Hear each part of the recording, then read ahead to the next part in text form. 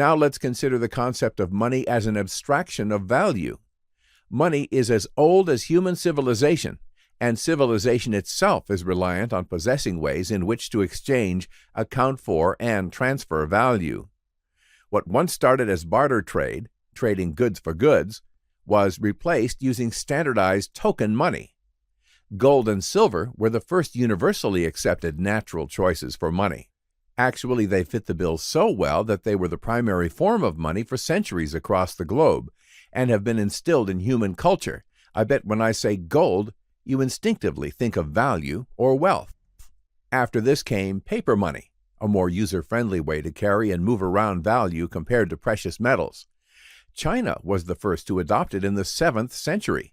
However, the Western world didn't catch up on this monetary innovation until Marco Polo introduced it to Europe around the 13th century. Even then, the first European banknotes weren't issued until the 17th century. It took people several centuries to accept the new paradigm at the time and shift from gold and silver coins to banknotes backed by these same precious metals as the widely used form of money. This led to the birth of the gold standard. The banknotes themselves didn't hold any intrinsic value like gold or silver coins do.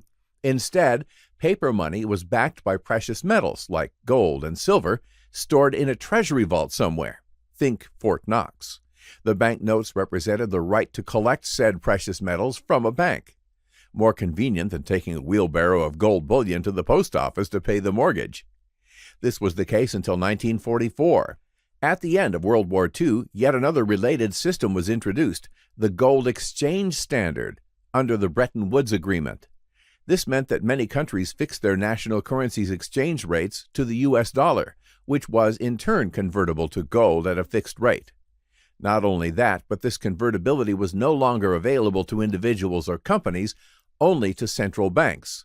However, the Bretton Woods system ended in 1971 when the U.S. dollar convertibility to gold was terminated. So long the gold standard and commodity-linked money. Paper money is no longer backed by gold or anything else tangible, but just faith. Welcome to the world of fiat currencies. So how does paper hold any value if it's not backed by anything? Well, that's where concepts like legal tender come in.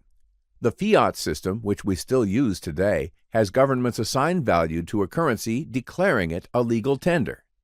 This means a government decides whether a medium of payment will be recognized for financial transactions, trade settlement, or commerce in a country or jurisdiction. Some fiat currencies like the US dollar and the euro are recognized internationally and used for global trade because they are backed by some of the most credible governments and largest economies in the world. To sum up, a fiat currency has value because a government uses its power to enforce this value, or because exchanging parties agree to its value. Some may even describe this as a collective illusion. It's not hard to see how problems could occur with this.